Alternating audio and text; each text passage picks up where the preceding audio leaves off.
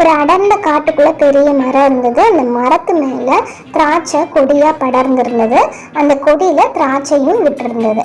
இதை பார்த்த நரி, ஆஹா நல்ல கிரேப்ஸு, இதை நம்ம சாப்பிட்றலாம் அப்படின்னு சொல்லிட்டு கிரேப்ஸை பறிக்கிறதுக்காக ஜம்ப் பண்ணி அந்த கிரேப்ஸை பறிக்க நினச்சிது.